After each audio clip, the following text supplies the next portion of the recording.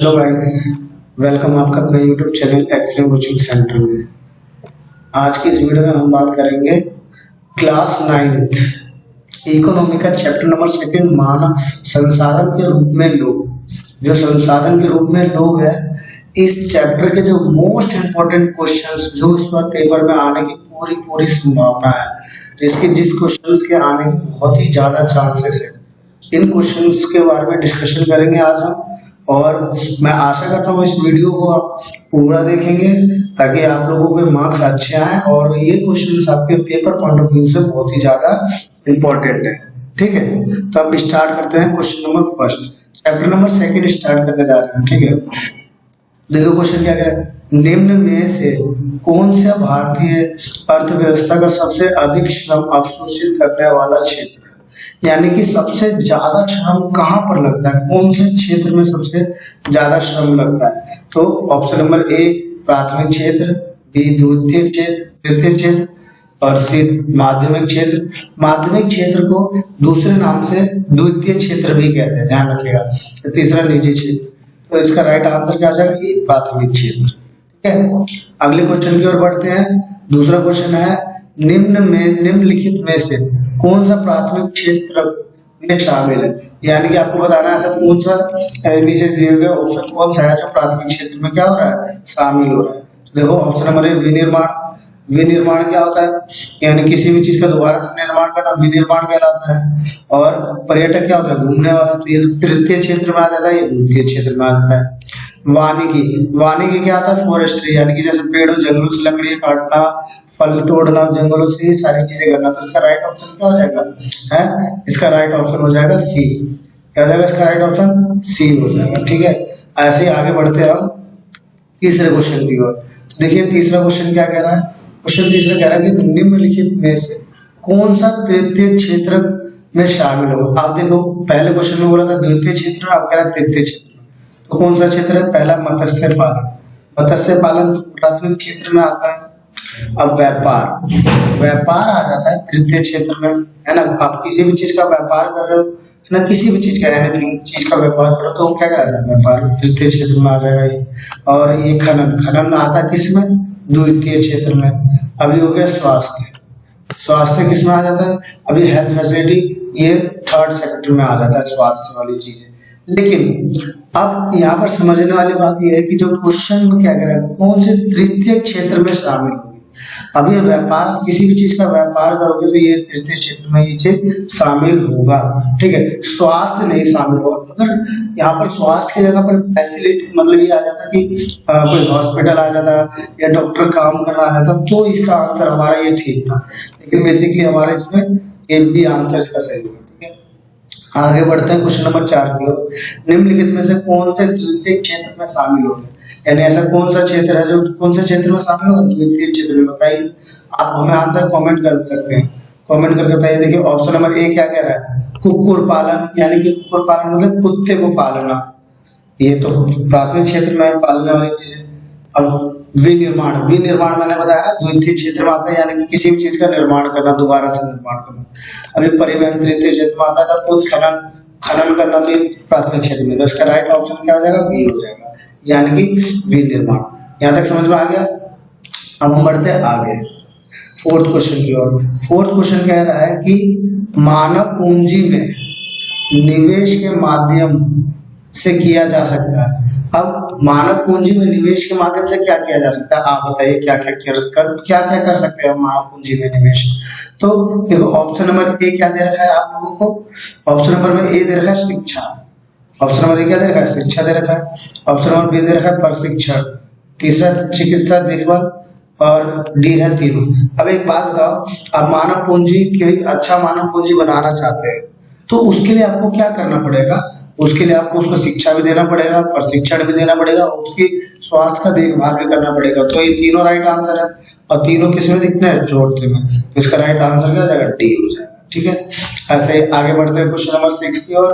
देखिए question number 6 क्या कह रहा है कि 2010-11 के दौरान में साक्षरता दर क्या थी। तो अगर बात पूछा जाए आपसे कि 2010-2011 में हमारे भारत की साक्षरता दर क्या थी, तो उस समय हमारे भारत की, देखो ऑप्शन क्या है, आप कमेंट करके आंसर बता सकते हैं क्या है इसका। ऑप्शन नंबर ए आ जाएगा 64%, option number B 74, option number C 70 और ऑप्शन नंबर डी 80%। तो इसका करेक्ट आंसर हो जाएगा 74%। ठीक है। और अगर आपसे इसके अलावा से पूछे कि 2021 में कितने परसेंट है साक्षरता दर, तो हमारे 2021 में अगर मैं बात करूं 2021 की, ठीक है, तो 2021 में हमारी साक्षरता दर कितनी है 79%, 79% है। ठीक है, ये याद रखना, शिक्षा दर हमारे भारत की 2021 में कितनी है 79%। ठीक है, अगले क्वेश्चन की ओर बढ़ते हैं। क्वेश्चन नंबर 7वां। अब देखिए क्वेश्चन नंबर 7वां क्या कह रहा है कि निम्नलिखित में से कौन सा क्षेत्र मौसमी बेरोजगारी की समस्या का सामना करता है, यानी कि ऐसा कौन सा क्षेत्र है, यानी कि जो हमारे क्षेत्र है उनमें से ऐसा कौन सा क्षेत्र है जो मौसमी बेरोजगारी का सामना करता है, बताइए, कमेंट करके हमें बता सकते हैं आंसर अपना। देखिए ऑप्शन नंबर 1 कृषि, सेवा क्षेत्र, व्यापार और आईटी क्षेत्र। आईटी क्षेत्र में मौसम का तो कोई मतलब नहीं है, व्यापार तो एनी टाइम होता रहता है, सेवा सर्दी हो गर्मी हो सब चलते हैं।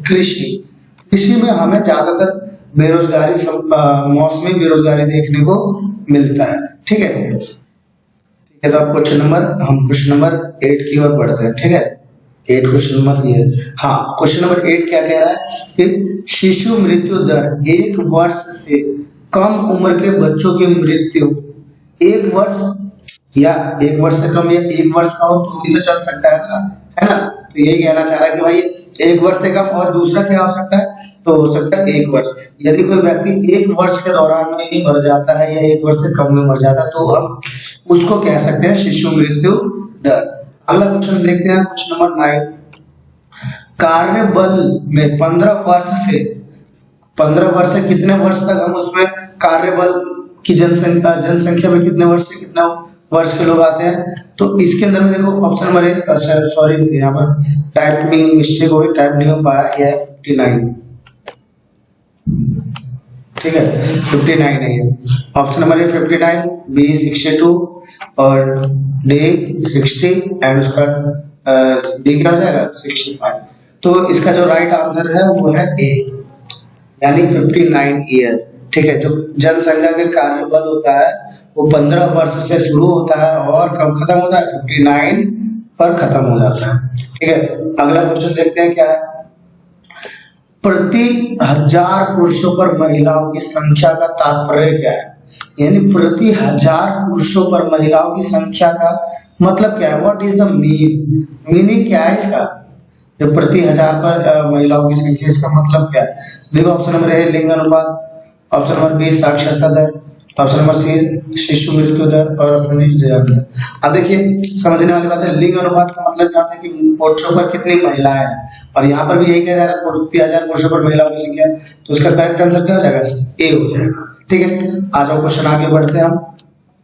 अगला क्वेश्चन है कि किस देश के IMR यानी कि शिशु मृत्यु दर में कमी का अर्थ क्या है, यानी कि किसी देश में शिशु मृत्यु दर अगर कम होगा तो उसका अर्थ क्या निकालोगे आप, जीवन प्रत्याशा में वृद्धि है या GNP में वृद्धि है या एक देश की आर्थिक विकास है या एक देश में कॉलेज की संख्या में वृद्धि होगी। अब एक बात बताइए, जहां पर शिशु मृत्यु दर कम कहां पर हो सकता है, जहां पर हमारे को स्वास्थ्य सुविधा अच्छी मिलेगी, जहां पर हमें स्वास्थ्य सुविधा अच्छी मिलेगी, जहां पर हमें स्वास्थ्य सुविधा अच्छी मिलेगी वहीं की तो अच्छा होगी, और जहां स्वास्थ्य सुविधा अच्छी होगी वहां का जीवन प्रत्याशा में भी वृद्धि होगी। तो इसका राइट ऑप्शन क्या हो जाएगा, ए हो जाएगा। देखो बहुत ही टिपिकल टाइप के क्वेश्चन पूछे जा सकते हैं, क्वेश्चन को समझना पड़ेगा आप लोगों को। ठीक है, अगले क्वेश्चन की ओर बढ़ते हैं, क्वेश्चन नंबर 12। ये मैराथन चल रहा है हमारे 50 क्वेश्चनों का, इसके अंदर में हम आपको 50 क्वेश्चन करवाएंगे। ठीक है, अब हम बात करते हैं क्वेश्चन नंबर 12 की। ठीक है, 2000 की जनगणना के अनुसार भारत में जीवन प्रत्याशा क्या है। अगर आपसे पूछा जाए 2000 की जनगणना के अनुसार भारत की जीवन प्रत्याशा क्या है, अब देखिए अगर मैं बताऊं आपका 2000 में, और ऐसा भी पूछ सकता है 2014 में क्या थी, तो देखिए बेसिकली अगर मैं आपको बताऊं अभी ऑप्शन से हट करके, देखिए 2014 में, ठीक है आपने पढ़ा भी होगा कि 2014 में भारत की जो जीवन प्रत्याशा थी 69 ईयर हुई। तो देखो आप इसके अंदर में आप कॉमन सेंस का भी इस्तेमाल कर सकते हो, जब 69 थी 2014 के अंदर में, ठीक है। तो अब 2000 में क्या हो सकती है, इससे 14 साल पहले, तो 72 तो होगी नहीं ना, 53 होगी, 80 साल तो हो नहीं सकती क्योंकि अभी 80 साल तो अभी 70-75 चल रहा है, ठीक है, करंट टाइम में। तो क्या हो सकता है, 64 साल हो सकता है। तो इसका राइट आंसर आप क्या लगा सकते हो, सी लगा सकते हो, ठीक है। तो राइट आंसर क्या हो गया, सी हो गया। अब अगले क्वेश्चन की ओर बढ़ते हैं। क्वेश्चन ये कह रहा है कि माता पिता द्वारा पुण्य चक्र बनाने के लिए निम्नलिखित में से किसे महत्वपूर्ण माना जाता है। मान लो अगर माता पिता पुण्य चक्र, मतलब जो माता पिता का जो कर्तव्य होता है उनको बेसिकली पुण्य चक्र का मतलब क्या है, गैर आर्थिक क्रिया, यानी जिनका उद्देश्य हमारा पैसा कमाना नहीं होता है, मानसिक संतुष्टि होता है, ठीक है। देखिए ऑप्शन नंबर 1 क्या दे रहा है, अपने बच्चों को स्कूल में रेट करने के लिए। ऑप्शन नंबर बी दे रखा है, अपने बच्चों को सामान भोजन प्रदान करने के लिए। कॉर्पोरेट स्कूलों में अपने बच्चों को शामिल करने के लिए। तीसरा ऑप्शन दे रखा है कि अपने बच्चों के स्वास्थ्य और शिक्षा की देखभाल करने के लिए। अब एक बात बताओ, देखिए ऑप्शन नंबर 1 है अपने बच्चों को स्कूल में रेट करने के लिए यानी स्कूल में भेजे। ऑप्शन नंबर बी है कि अपने बच्चों को सामान भोजन प्रदान करना, ठीक है। अब एक बात बताइए, अगर आपकी मम्मी पापा आपके लिए भोजन बना रहे हैं तो पुण्य चक्र है कि नहीं है, मुझे ये बताइए। यस, लेकिन ये उतना नहीं है। अगर आप देखो अपने बच्चों के स्वास्थ्य और शिक्षा की देखभाल करने के लिए, तो स्वास्थ्य में आ जाता है खाना भोजन भी आ जाएगा और शिक्षा में आ जाएगा स्कूल भी आ जाएगा। तो सबसे बेस्ट इसका ऑप्शन क्या लग रहा है आप लोगों को, बेस्ट ऑप्शन लग रहा है डी इसका क्या है, बेस्ट ऑप्शन है। तो इसका आंसर क्या हो जाएगा, डी हो जाएगा। देखिए बहुत से क्वेश्चंस ऐसे होंगे जो आपको नहीं आते होंगे, तो ऐसे क्वेश्चनों में थोड़ा दिमाग चलाया करें, ठीक है। और हमारे चैनल्स को द एक्सीलेंट कोचिंग सेंटर को लाइक करें। बहुत ही मेहनत करते हैं आपके लिए, वीडियोस लाते हैं, बनाते हैं, कई कई घंटे तक की वीडियो बनाते हैं हम आप लोग के लिए। तो हमारे चैनल को आप लाइक करें, शेयर करें, ज्यादा से ज्यादा सब्सक्राइब करवाएं लोगों से, ठीक है। अगला क्वेश्चन देखें, निम्नलिखित में से कौन सा सबसे अधिक श्रम अवशोषित करने वाला क्षेत्र है। अब आपको बताना है कि कौन सा ऐसा क्षेत्र है जो सबसे ज्यादा अधिक क्या करता है, श्रम को अवशोषित करता है, यानी सबसे ज्यादा कंज्यूमेबल है, श्रम कंज्यूमेबल। तो कृषि हो गई, मत्स्य पालन हो गया, कुक्कुट पालन हो गया, खनन पालन हो गया। अब एक बात बताओ, खनन तो आप उससे भी कर सकते हो मशीन वगैरह से, ठीक है, खुद तो हाथ से तो करोगे नहीं, ठीक है। कुक्कुट पालन, कुत्ते का पालन, ये भी कोई श्रम ज्यादा नहीं लगता इसके अंदर। मत्स्य पालन, आप जाके मछली समुद्र से मछली पकड़कर उसे आप एक तालाब खोद करके उसके अंदर डाल दो, वो मत्स्य अपना पालन होता रहेगा। एक कृषि है जो बहुत है, जिसके अंदर पहले जमीन को फर्टिलाइजर किया जाता था, उसके बाद उसको खाद लायक बनाया जाता है, फिर उसको बीज डाला जाता है, फिर जो सीड्स हम डालते हैं, जो बीज डालते हैं, उससे जो छोटा सा पौधा निकलता है उसको चेंज करके दूसरे यहाँ ले जाते हैं। देन उसको पानी, फिर खाद डालना पड़ता है, उर्वरक डालना पड़ता है, जिससे हमारे मतलब गेहूं या जो भी फसल है वो खराब ना हो। देन उसके बाद उसको काटा जाता है, फिर उसको बुनाई की जाती है। तो बहुत सारी मेहनत इसके अंदर में लगता है। तो सबसे ज्यादा श्रम किसमें लगता है, कृषि में लगता है। तो ऑप्शन नंबर ए क्या आ जाएगा, इसका राइट हो जाएगा, ठीक है। अगले क्वेश्चन की ओर हम बढ़ते हैं। क्वेश्चन अगला है हमारा, सर्व शिक्षा अभियान का उद्देश्य क्या है। जो सर्व शिक्षा अभियान जो हमारे गवर्नमेंट ने चलाया, गवर्नमेंट ऑफ इंडिया ने चलाया सर्व शिक्षा अभियान, इसका उद्देश्य क्या है। तो देखिए ऑप्शन नंबर 1 आपको दे रखा है, महिलाओं को प्रारंभिक शिक्षा प्रदान करना। महिलाओं को शिक्षा प्रदान करना नहीं। तो अगला देखो, ग्रामीण गरीबों को प्रारंभिक शिक्षा प्रदान करने के लिए। हाँ, ये कुछ अच्छा लग रहा है। और भी देखो और क्या है, ऑप्शन नंबर सी देखो, 6 से 14 वर्ष आयु वर्ग के सभी बच्चों को प्रारंभिक शिक्षा प्रदान करना। अब यहाँ पर आ गया सभी बच्चे जुड़ गया, तो सभी बच्चों में लड़का लड़की दोनों शामिल हो जाता है, ठीक है। यहाँ पर सिर्फ महिलाएं आ रही थी, यहाँ सिर्फ ग्रामीण के लोग आ रहे थे, और यहाँ सिर्फ शहरी गरीब लोग आ रहे हैं। तो करेक्ट ऑप्शन इसका क्या हो जाएगा, सी हो जाएगा। क्या हो जाएगा, सी। अगले क्वेश्चन की ओर बढ़ते हैं। अगला क्वेश्चन क्या है, PHC का वह रूप क्या है, यानी कि पीएचसी का आपसे फुल फॉर्म पूछ रहा है। फुल फॉर्म क्या है पीएचसी का, तो कमेंट करके बता सकते हैं आप लोग कि क्या है पीएचसी का फुल फॉर्म। तो देखिए ऑप्शन नंबर ए में दे रखा है सार्वजनिक स्वास्थ्य क्लब, क्या देगा सार्वजनिक स्वास्थ्य क्लब, ये तो नहीं है। निजी स्वास्थ्य क्लब, ये भी नहीं है। प्राथमिक स्वास्थ्य केंद्र, आई थिंक सो ये सबसे ज्यादा करेक्ट मुझे लग रहा है, ठीक है। और ये तो इनमें से कोई नहीं, इसका तो कोई मतलब ही नहीं होगा, ये तो है नहीं, ना ये है और ना ही ये है, ठीक है। तो करेक्ट ऑप्शन क्या हो जाएगा इसका, ऑप्शन करेक्ट हो जाएगा सी। समझ में आ रहा है आपको? हाँ, क्वेश्चन आगे बढ़ते हैं। 2001 की जनगणना के अनुसार भारत का लिंग अनुपात क्या था? अब हम बात करते हैं 2001 जनगणना के अनुसार। 2001 की जनगणना के अनुसार भारत में लिंग अनुपात यानी कि कितने पुरुषों पर महिलाओं की संख्या कितनी थी?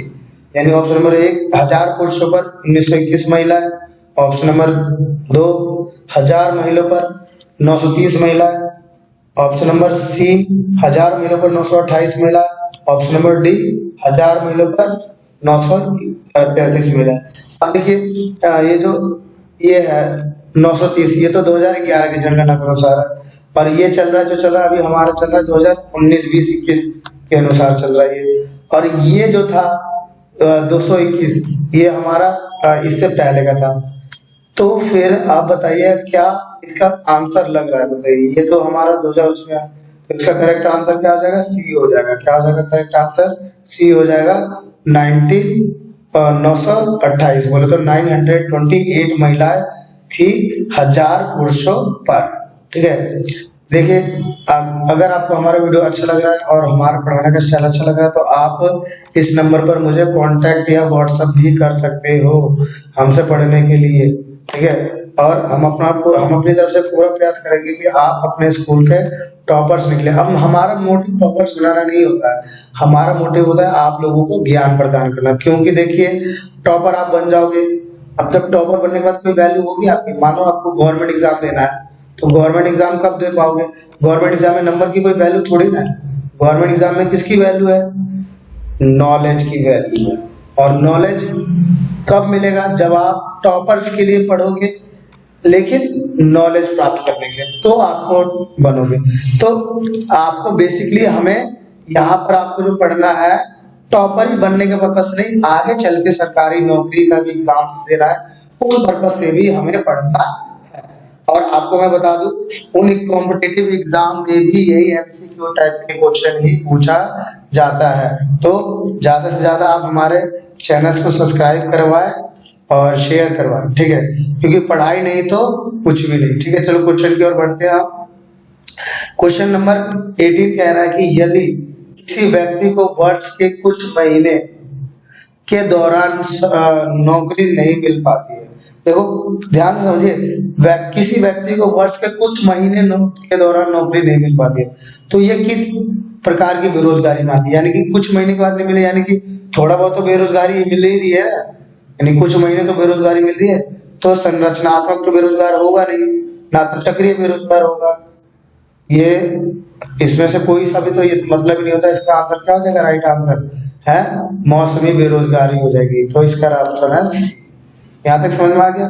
कोनो दिक्कत नहीं। आगे बढ़ते हैं। क्वेश्चन नंबर 19, जो व्यक्ति अपनी मर्जी से काम नहीं कर रहे हैं, जो व्यक्ति अपनी मर्जी से काम नहीं कर रहे वो किस में आ जाता है? देखिए मौसमी बेरोजगारी क्या होता है? ये मतलब साल के कुछ मौसम में इनको, मतलब कुछ साल के कुछ महीने इनके पास रोजगार रहता है और कुछ महीने रोजगार नहीं रहता है, तो उनको मौसमी बेरोजगारी करते हैं। पर्सन बेरोजगारी क्या कहते हैं? आवश्यकता से ज्यादा लोगों का होना क्या कहलाता है? पर्सन बेरोजगारी कहलाता है, ठीक है। ये हो जाता है। शिक्षित बेरोजगारी क्या हो जाता है? शिक्षित बेरोजगारी यानी कि जो शहरों में पढ़े लिखे होते हैं, जो शहरों में पढ़े लिखे होते हैं, क्या होता है? शहरों में पढ़े लिखे होते हैं और उनको जब नौकरी नहीं मिल पाती है तो उनको बोलते हैं हम शिक्षित बेरोजगारी, ठीक है। तो ना तो ये ऑप्शन करेक्ट है, ना ही ये ऑप्शन करेक्ट है, ना ही ये ऑप्शन करेक्ट है। अपनी मर्जी से काम नहीं कर रहे हैं तो उपरोक्त इनमें से कोई अंतर्गत नहीं आता। तो इसका ऑप्शन नंबर डी हो जाएगा कि उपरोक्त में से कोई नहीं के अंतर्गत में आते हैं। समझ में आया? चलिए क्वेश्चन नंबर 20 की ओर बढ़ते हैं। क्या कह रहा है क्वेश्चन नंबर 20? मौसमी बेरोजगारी कहाँ पाई जाती है? मौसमी बेरोजगारी कहाँ पाई जाती है? अब आपसे पूछा जाएगा, अभी मैंने जस्ट ये वहां पर बताया था कि ये प्रच्छन्न बेरोजगारी गांव में दिखाई जाए, ज्यादातर गांव शहरों में दिखाई देती, गांव में सॉरी, ठीक है। और शिक्षित बेरोजगारी ज्यादातर शहरों में दिखाई देती है, मौसमी बेरोजगारी ये सबसे ज्यादा गांव में दिखाई देती है, ठीक है। तो मौसमी बेरोजगारी कहाँ दिखाई देती है? शहरों में दिखाई देगी? नहीं, ये तो शहरों, अभी मैंने मना किया। ग्रामीण एरिया में? यस। दूरस्थ क्षेत्रों में? नहीं। ग्रामीण और शहरों दोनों में? तो ग्रामीण और शहरों दोनों में नहीं, ये सिर्फ ग्रामीण क्षेत्रों में ही ज्यादातर देखने को मिलता है। तो इसका राइट आंसर क्या हो जाएगा? बी हो जाएगा, ठीक है। अगले क्वेश्चन की ओर बढ़ते हैं। क्वेश्चन अगला है, जनसंख्या की गुणवत्ता निर्भर करती है। अब जनसंख्या की गुणवत्ता किस पर निर्भर करेगी? देखिए, ये मैंने पढ़ाया था आप लोगों को। ऑप्शन नंबर ए हो जाएगा इसका साक्षरता दर। ऑप्शन ए क्या देगा? साक्षरता पर निर्भर करती है। दूसरा स्वास्थ्य पर निर्भर करती है। तीसरा हमारे कौशल पर, यानी कि हमारे प्रशिक्षण पर, हमारी एबिलिटी पर, स्किल पर, ठीक है। तो मैंने आपको बता रखा कि ये तीनों पर, कितनों पर? तीनों पर ही हमारी जनसंख्या की गुणवत्ता निर्भर करती है। तो इसका राइट आंसर क्या हो जाएगा? डी हो जाएगा, उपरोक्त सभी पर। समझ में आया? चलिए अगले क्वेश्चन की ओर बढ़ते हैं। Question number 22। क्वेश्चन नंबर 22 कह रहा है, ग्रामीण क्षेत्रों में प्रतिभाशाली बच्चों को शिक्षा प्रदान करने के लिए आवासीय आवासीय विद्यालय की स्थापना योजना, यानी कि आवासीय विद्यालय की स्थापना योजना। अब ये कहाँ पर है? ग्रामीण क्षेत्रों में प्रतिभाशाली बच्चों को शिक्षा प्रदान, प्रतिभाशाली यानी अच्छे बच्चों को शिक्षा प्रदान करने के लिए क्या खोला गया? आवासीय विद्यालय खोला गया। ये किसके अंदर में गया? देखो, प्रतिभाशाली यानी कि जो बहुत ही अच्छे पढ़े होते हैं, जो कम पढ़े लिखे रहते हैं, वो जाते हैं इसके अंदर में। किसमें जाते हैं? सर्वोदय में जाते हैं, ठीक है। और जो उससे थोड़े अच्छे पढ़े लिखे होते हैं वो किसमें जाते हैं? नवोदय में जाते हैं। और जो सब यहाँ पे क्या, किस चीज को हाईलाइट किया गया कि प्रतिभाशाली, तो प्रतिभाशाली किस विद्यालय में जाते हैं? उनके लिए खोला गया केंद्रीय विद्यालय। तो इसका राइट ऑप्शन क्या हो जाएगा? ऑप्शन नंबर ए, केंद्रीय विद्यालय, ठीक है। अगले क्वेश्चन की ओर बढ़ते हैं। क्वेश्चन नंबर 23वां, देखिए क्या कह रहा है क्वेश्चन नंबर 23 कि वैज्ञानिक और तकनीकी रूप से जनशक्ति में भारत का विश्व में क्या स्थान है? यानी कि अगर मैं बात करूंगा कि भाई हमारे साइंस और टेक्नोलॉजी की, साइंस एंड टेक्नोलॉजी की इस स्थिति में, इस शक्ति में हमारा भारत विश्व में कौन से नंबर पर आता है? तो देखिए, ऑप्शन नंबर ए दे रखा है पहला, तो आता ही नहीं है। ऑप्शन नंबर दूसरा दे रखा है दूसरा, ये भी नहीं है। तीसरा नहीं, तीसरे नंबर पे भी हम नहीं आते। तो हमारा आंसर इसका करेक्ट क्या हो जाएगा? चौथा हो जाएगा इसका करेक्ट आंसर, ठीक है। अगले क्वेश्चन की ओर बढ़ते हैं। देखिए क्वेश्चन नंबर 24 क्या कह रहा है? क्वेश्चन कह रहा है कि निम्नलिखित में से कौन सा माध्यम क्षेत्र में शामिल होगा? माध्यम क्षेत्र मैंने बताया किसको कहते हैं? माध्यम क्षेत्र कहा जाता है द्वितीय क्षेत्र में। और द्वितीय क्षेत्र में क्या क्या होता है? मतलब फैक्ट्री वर्क से रिलेटेड जो भी काम है वो सारे उसमें आ जाते हैं, ठीक है। तो देखिए, व्यापार तो एक प्रकार की क्या हो जाती है? सर्विस हो जाती है। व्यापार क्या हो जाती है? एक प्रकार की सर्विस हो जाती है। विपणन विपणन क्या हो जाता है? यानी कि विपणन का मतलब डिस्ट्रीब्यूशन करना हो जाता है। विनिर्माण आ जाता है, किसी चीज का निर्माण करना, शिक्षा, ये तो थर्ड सेक्टर में आ जाता है। तो करेक्ट आंसर इसका क्या हो जाएगा? ऑप्शन नंबर सी हो जाएगा, ठीक है। अगला क्वेश्चन की ओर बढ़ते हैं हम। क्वेश्चन नंबर 25, जीवन की लंबी उम्र में वृद्धि एक संकेत है। यानी कि अगर जीवन की लंबी उम्र में यानी जीवन बढ़ती जाती है तो उसके साथ में एक चीज वृद्धि होता है, वो क्या है? जीवन की अच्छी गुणवत्ता, ये वृद्धि होती है, या स्वास्थ्य क्षेत्र में सुधार ये होता है, या बेहतर एचडीआई यानी कि मानव विकास सूचकांक, एचडीआई होता है मानव, या उपरोक्त सभी। तो एग्जैक्टली उपरोक्त सभी हमारे भाई बढ़ती उम्र के साथ में ये सारी चीजें अच्छी, इनमें भी वृद्धि होती है कि नहीं होती है? अगर आपने देखा होगा आज से पहले परीक्षा मतलब पढ़ाई कैसे होती थी, अब कैसे हो रही है पढ़ाई, और यही फ्यूचर में चेंज हो जाएगा, कंप्यूटराइज हो जाएगा पढ़ाई। तो समय के साथ में चेंज होता रहता है, ठीक है। निम्नलिखित में से कौन सा 6 से 14 वर्ष के आयु वर्ग के बच्चों को बुनियादी शिक्षा प्रदान करने की दिशा में महत्वपूर्ण कदम उठाया गया है? यानी कि देखो, 6 से 14 वर्ष की उम्र के बच्चों को, उनको शिक्षा प्रदान करने के लिए कौन सा सबसे बढ़िया कदम उठाया गया। तो देखो ऑप्शन नंबर डी है, इनमें से कोई नहीं, ये तो गलत है, पूरा पूरा गलत है ये क्या है, मध्यक भोजन। अच्छा, भोजन के तहत आप उसको लालच देकर पढ़ा सकते हैं, नहीं। वयस्क शिक्षा कार्यक्रम, ये तो वयस्क के लिए है ना, तो 6 से 14 की उम्र तो हमारी बच्चों की होती है, ये तो ऑप्शन करेक्ट बेकार है, रॉन्ग है। तो करेक्ट आंसर क्या है, सर्व शिक्षा अभियान, यानी कि इसका राइट आंसर क्या है, सर्व शिक्षा अभियान है। समझ में आया? अगले क्वेश्चन की ओर बढ़ते हैं, क्वेश्चन नंबर 27। अगला क्वेश्चन कह रहा है कि महिलाओं में साक्षरता दर कम क्यों है। अब क्या रीजन है जिसके कारण हमारे भारत के अंदर में महिलाओं कम पढ़ी लिखी होती है, क्या रीजन है ऐसा? तो देखिए ऑप्शन नंबर फर्स्ट दे रखा है, शिक्षा में समान अवसर की कमी। क्या ऐसा है हमारे भारत में? नहीं, हमारे गवर्नमेंट ने तो शिक्षा दोनों को प्राथमिकता दे रखा है। परिवहन सुविधाओं में कमी, परिवहन सुविधा में कमी है, यस एग्जैक्टली ये भी हो सकता है ना, क्योंकि अगर आप गांव एरिया में देखोगे तो वहाँ परिवहन सुविधाओं की कमी है, लेकिन अब जो है ये कमी खत्म हो चुका है।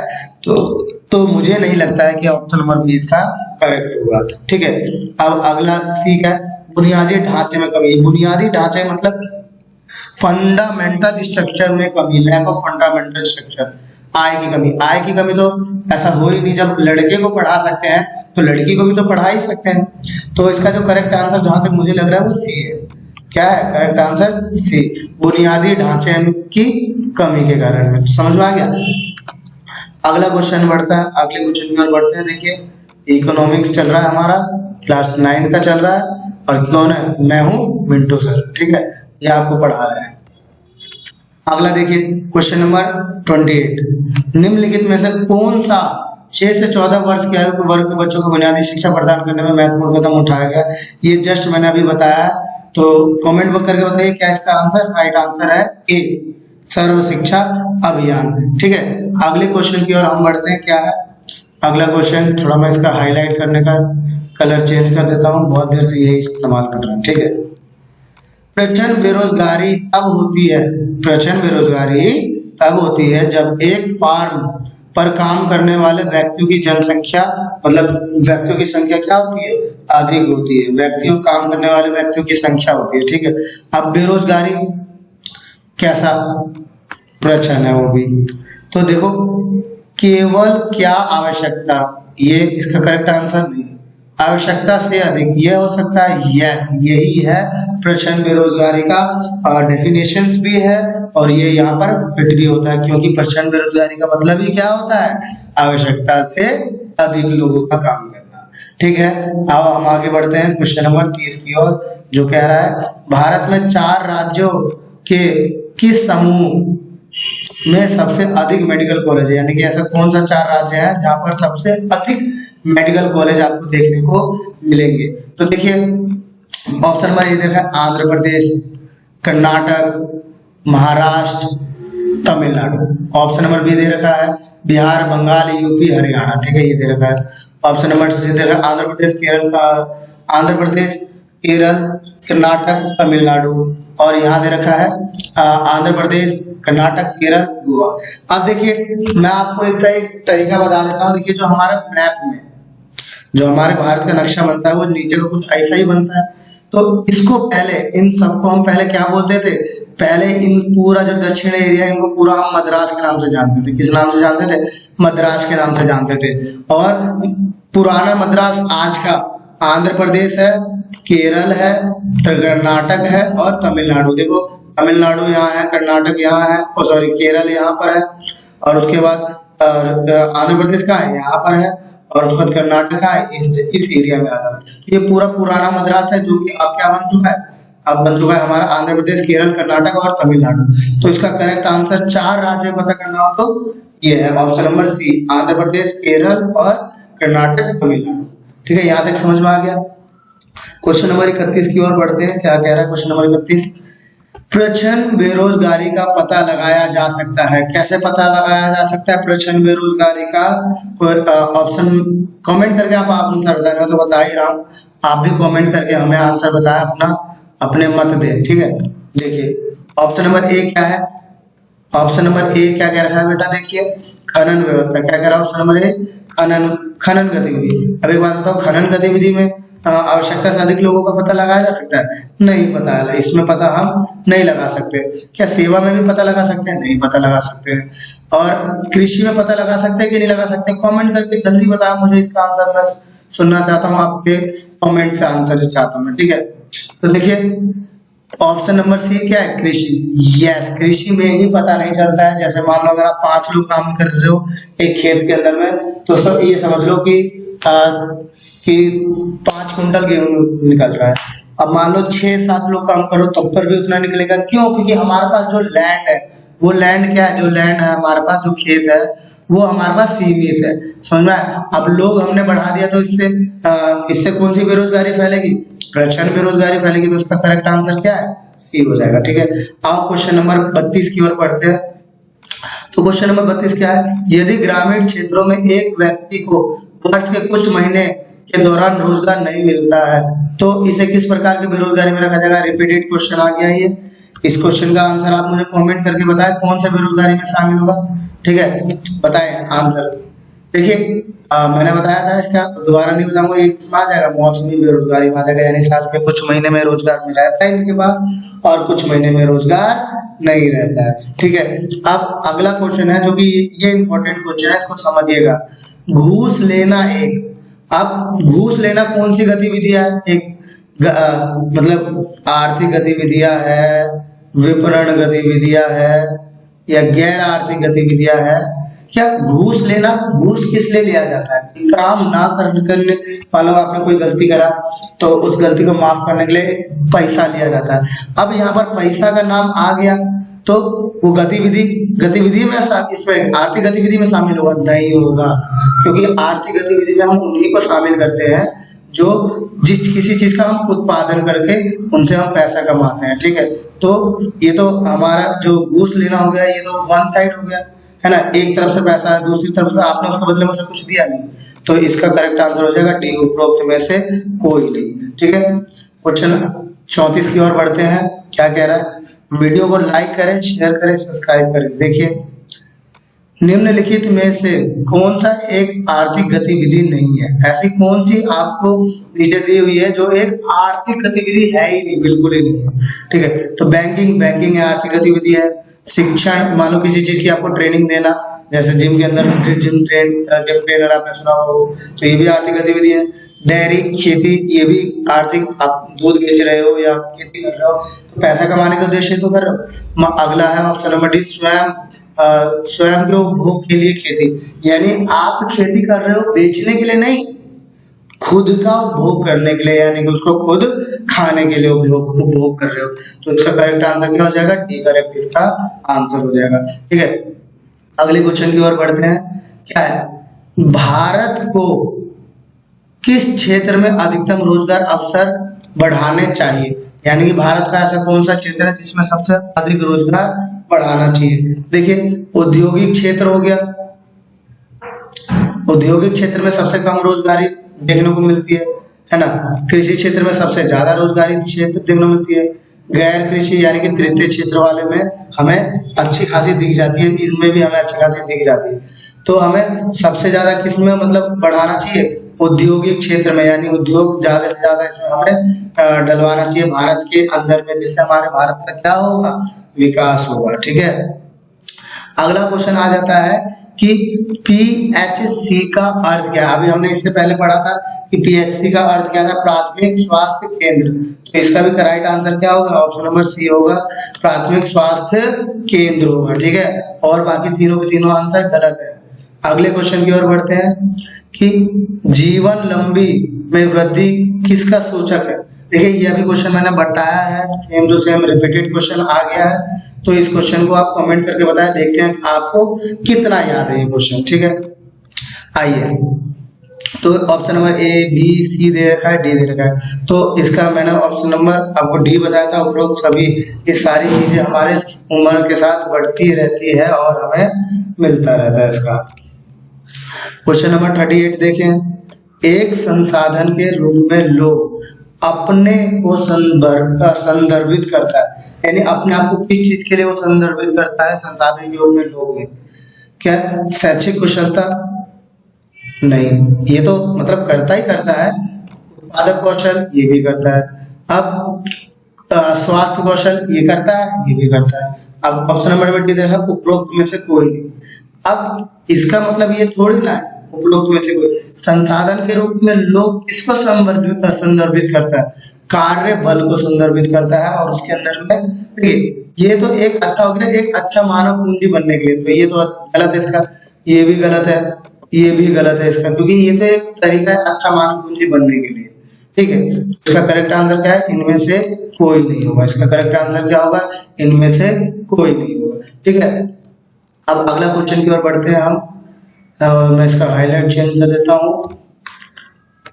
39 कह रहा है निम्नलिखित में से कौन सा 6 से 14 वर्ष की आयु के सभी बच्चों को लिए महत्वपूर्ण कदम उठाएगा। सेम रिपीटेड क्वेश्चन आ गया है ये, तो इसका मैं ऐसे आंसर आपको बता देता हूँ, सर्व शिक्षा अभियान, ये आपको भी मालूम होगा।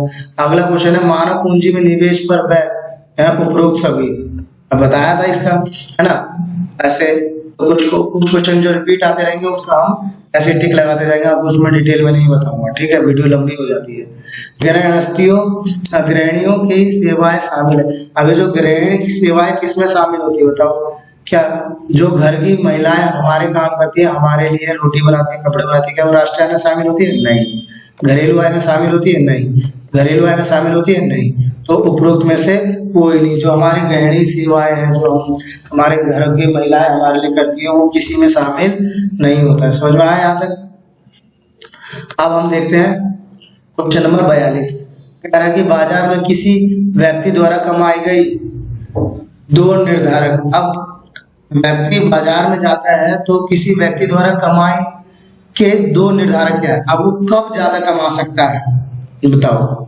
इसका आंसर आप लॉजिकली लगा सकते हो, जब वो व्यक्ति शिक्षा और स्वास्थ्य होगा, या शिक्षा और स्किल होगी उसके अंदर में, या आयु और शिक्षा होगा, या कौशल और उम्र होगा। तो इसका करेक्ट आंसर है ए। भाई उसको नॉलेज भी होना चाहिए, उसकी स्वास्थ्य अच्छी होगी, तभी तो हम उसको नौकरी पर रखेंगे, वो ज्यादा कमाएगा। एग्जैक्टली। अगला क्वेश्चन की ओर बढ़ते हैं। यदि ग्रामीण क्षेत्रों में एक व्यक्ति को अधिक महीने रोजगार नहीं मिल पाता तो किस में आता है? मैंने अभी बताया था, इसका आंसर क्वेश्चन रिपीटेड हो गया है। इसका है मौसमी बेरोजगारी। ठीक है, अगले क्वेश्चन की ओर बढ़ते हैं। क्या कह रहा है हमारा अगला क्वेश्चन? कह रहा है निम्नलिखित में से कौन सा क्षेत्र कृषि वानिकी डेयरी से संबंधित है? कौन सा क्षेत्र कृषि वानिकी डेयरी से संबंधित है? तो ऑप्शन नंबर ए है प्राथमिक। कौन सा है? ऑप्शन नंबर ए इसका हो जाएगा प्राथमिक क्षेत्र से हमारा क्या करता है? संबंधित है। क्वेश्चन नंबर 45 समझे इसको ध्यान से। कह रहा है सर्व शिक्षा अभियान का प्रमुख उद्देश्य क्या है? जो हमारा सर्व शिक्षा अभियान है उसका उद्देश्य क्या है? तो ऑप्शन नंबर ए महिलाओं को प्रारंभिक शिक्षा प्रदान करना। ये मैंने आपको बता रखा है इसका उद्देश्य क्या है, तो मैं भी डिटेल में नहीं बता रहा हूँ। ऑप्शन नंबर सी इसका करेक्ट हो जाएगा। ठीक है, ठीक है। अगला क्वेश्चन ये भी मैंने रिपीटेड बता रखा है क्वेश्चंस। ठीक है, तो इसका राइट आंसर क्या बताया था मैंने? अपने बच्चों के स्वास्थ्य और शिक्षा की देखभाल करने के लिए, है ना। यही तो माता पिता का भाई पुण्य चक्र है। किसी देश की जो IMR है यानी कि शिशु मृत्यु दर दर्शाता क्या है? देश की जीवन प्रत्याशा में वृद्धि। GNP किसी देश की आर्थिक विकास तो जीवन प्रत्याशा में बताया था मैंने, डिटेल में ऊपर बता दिया था। जिसने स्किप कर दिया वो पार्ट को वो जाकर के देखे। ठीक है, क्वेश्चन नंबर 48 में देखे क्या है? प्रति 1000 पुरुषों पर महिलाओं की संख्या क्या कहलाती है? बताया था मैंने, ऊपर समझाया था, लिंग अनुपात कहलाती है। ठीक है, क्वेश्चन नंबर 49 देखे क्या कह रहा है कि निम्नलिखित में से कौन सा शहरी बेरोजगारी है, यानी कि शहरी बेरोजगारीकरण का कारण है? कौन सा ऐसा मतलब कारण है जो शहरों में रोजगारी करता है? तो ऑप्शन नंबर ए हो गया ग्रामीण से शहरी क्षेत्रों में जो बड़े पैमाने में प्रवास करना। ठीक है, ऑप्शन नंबर बी आर्थिक विकास की धीमा दर। ऑप्शन नंबर सी श्रम की मांग और पूर्ति के बीच में कुछ समायोजन यानी कि अच्छा समायोजन नहीं हो रहा, या जाति व्यवस्था। तो जाति व्यवस्था तो कहीं तक नहीं है। आर्थिक विकास में धीमी ये भी नहीं हो सकता, और श्रम की मांग ये नहीं हो सकता। ग्रामीण एरिया से जो शहर की ओर ज्यादातर भागते हैं उसके कारण में हमारा बढ़ता है। तो इसका राइट आंसर क्या हो जाएगा? 4A हो जाएगा। ठीक है, लास्ट क्वेश्चन जो हमारा ठीक है 49 क्वेश्चन है हमारे इस वीडियो के अंदर में। ये हमारे चैप्टर नंबर 2 की मैंने आप लोगों को वीडियो बनाई है। इनके।